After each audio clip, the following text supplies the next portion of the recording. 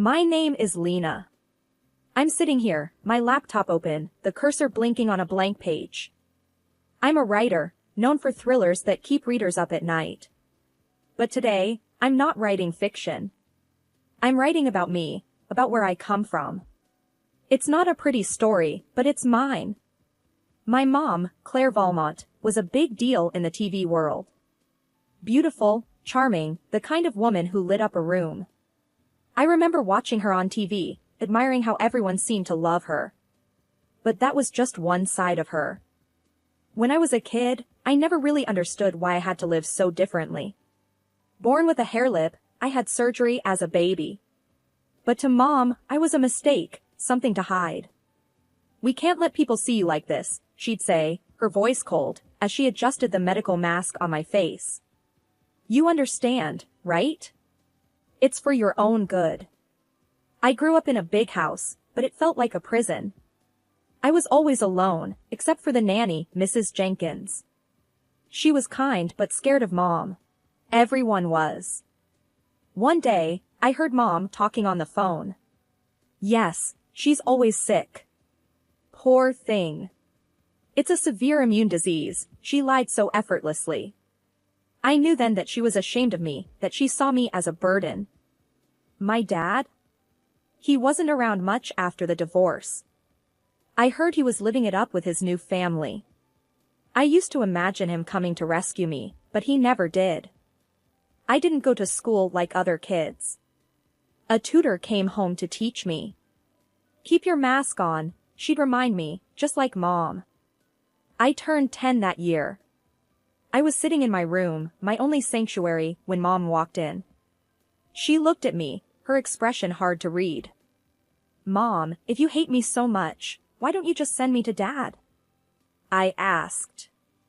I needed to know, even if it hurt. She laughed, a harsh, cold sound. "And let the world think I abandoned my sick child? No, we can't have that. Better they think I'm a saint, caring for her ailing daughter." That night, I cried myself to sleep. I was just a prop in her perfect world, a secret she was desperate to keep. But I knew one thing for sure. I wasn't going to be a secret forever. I often think about how different my life was from other kids. There I was, cooped up in my room, a mask covering half my face, while they were probably out playing, laughing, living. My world was small, confined to the walls of my room, my imagination the only place I could be free. Every morning started the same.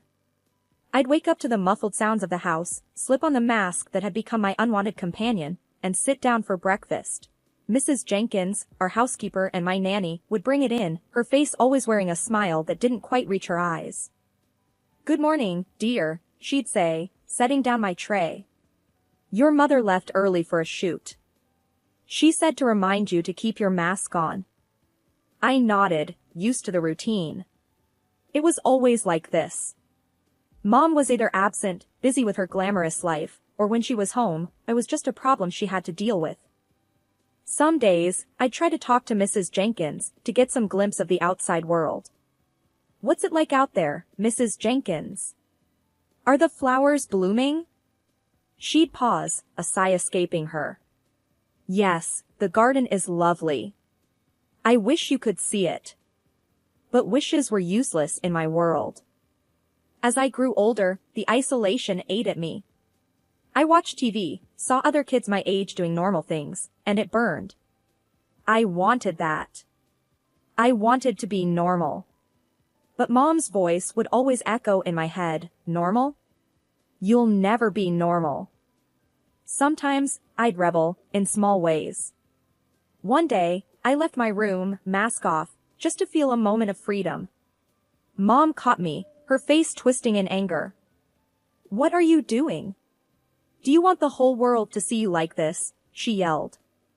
Her words were like slaps, each one stinging more than the last. "I just wanted some air," I stammered. "Air? You have a window. Use it," she snapped, pushing me back into my room. "You're grounded. No TV for a week." That night, I lay in bed, feeling the weight of the world on me.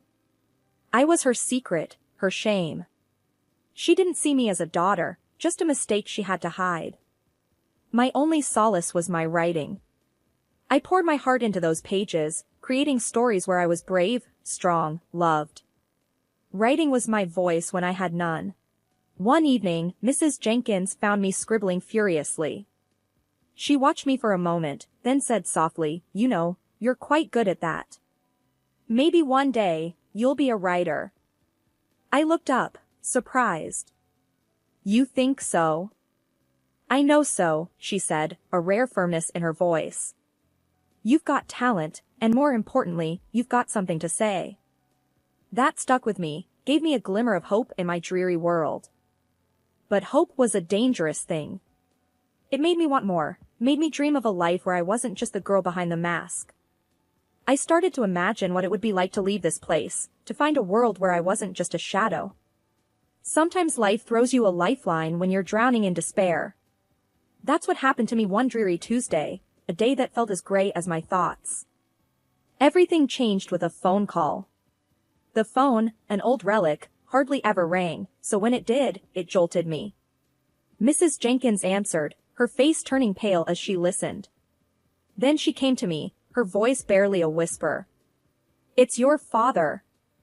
My father, the man who had become more a figment of my imagination than a real person over the years, was on the line. I felt a mix of excitement and fear gripping me as I took the phone. "Hey, Lena," his voice was unexpectedly warm. I saw your mother's show. She said you were dying." I closed my eyes, a wave of emotions washing over me.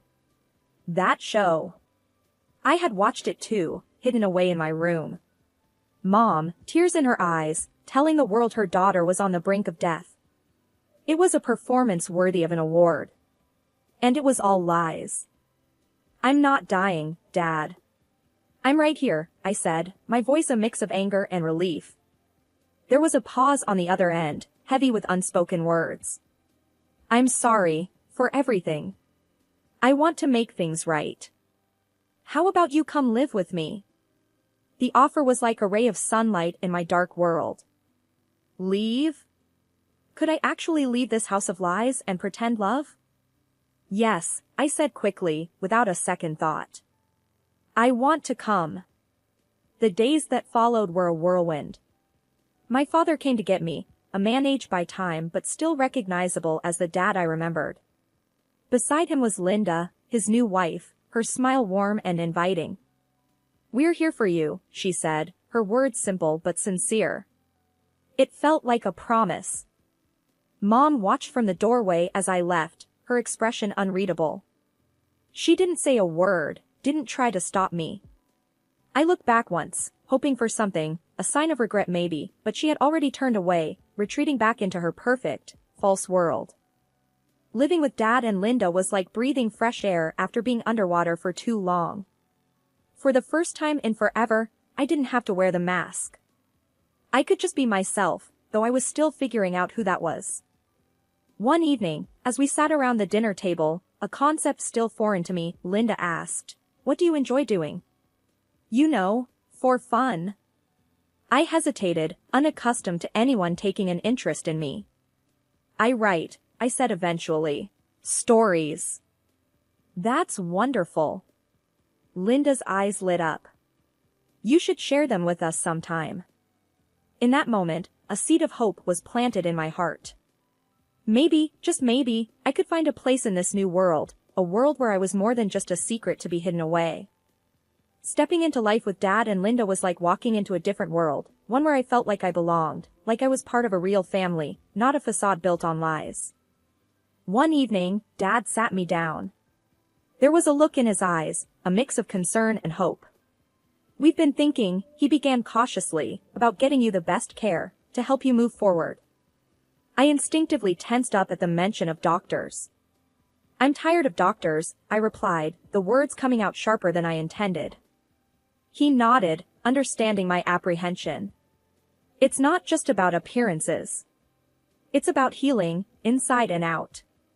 We want you to be happy, truly happy." Linda added softly, "You've been through so much. It's time you had a chance to heal completely." Their words sank in, and I agreed to it. We found a top-notch clinic, and the surgeon there, Dr. Avery, was different from any I'd encountered.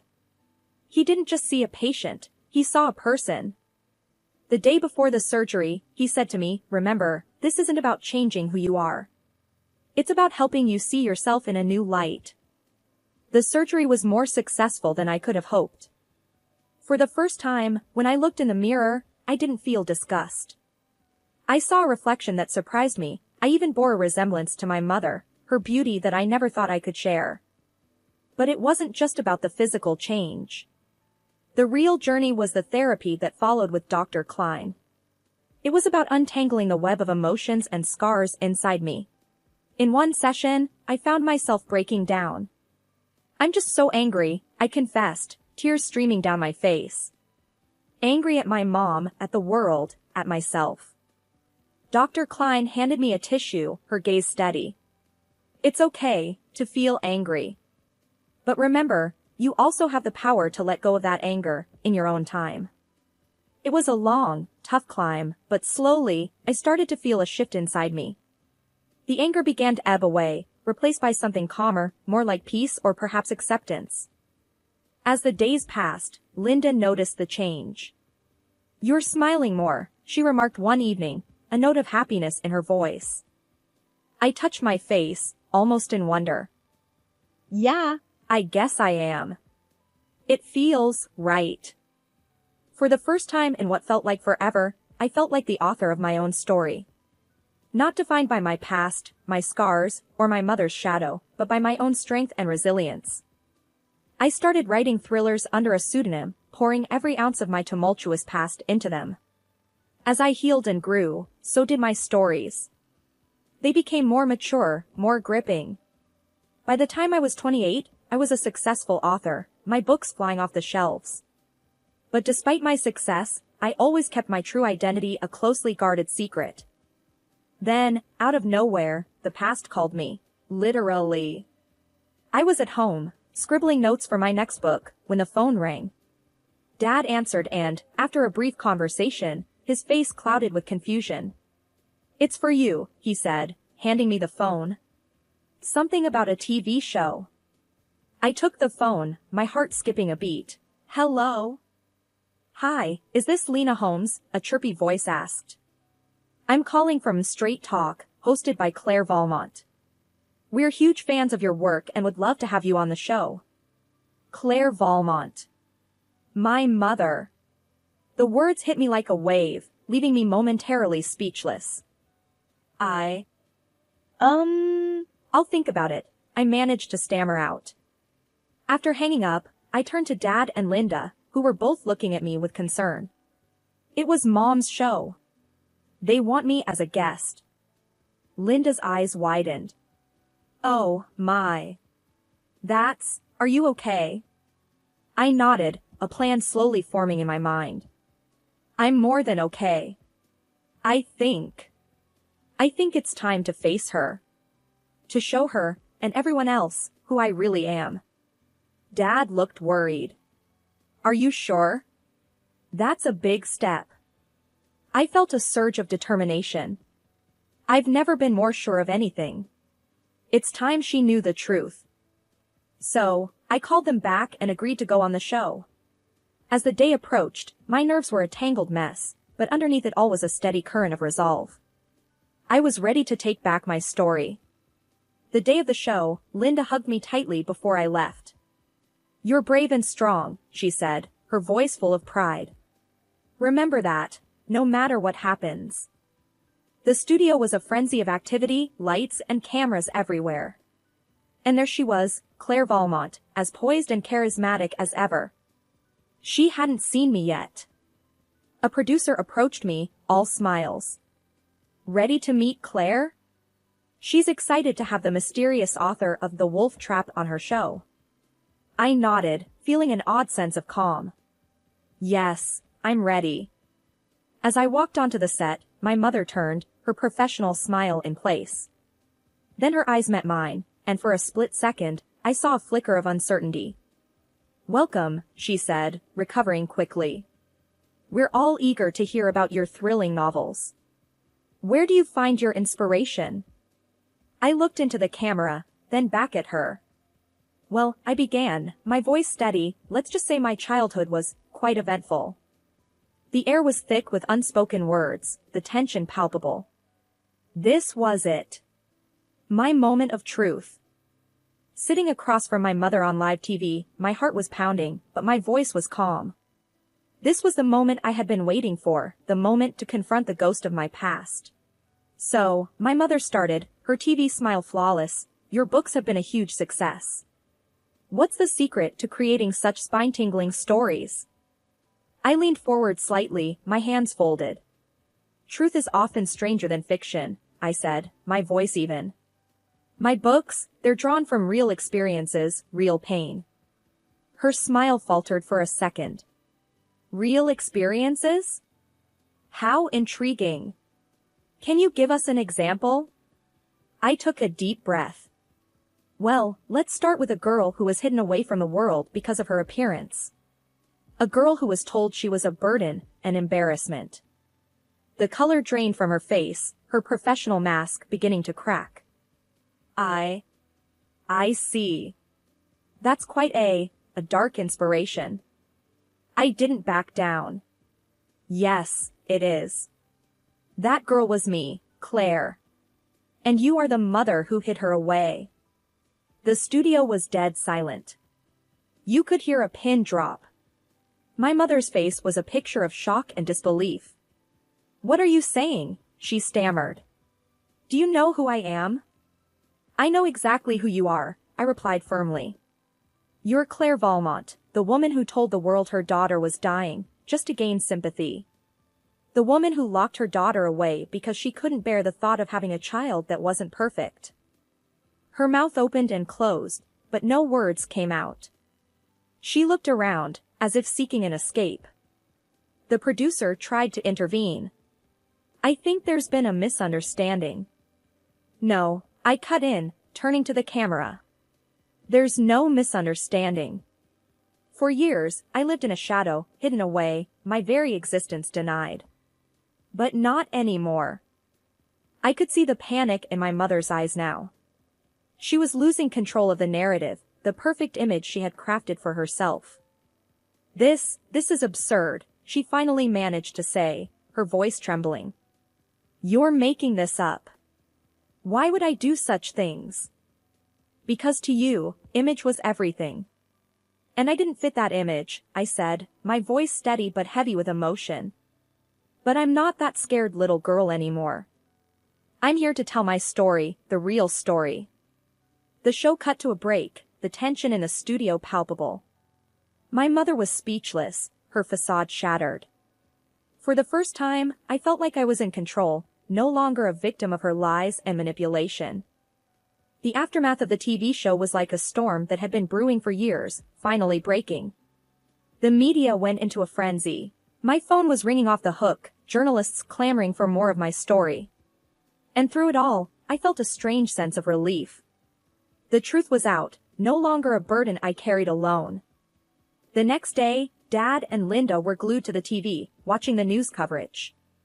You've started quite the firestorm, Dad said, his voice a mix of concern and admiration. Linda nodded, her eyes on the screen.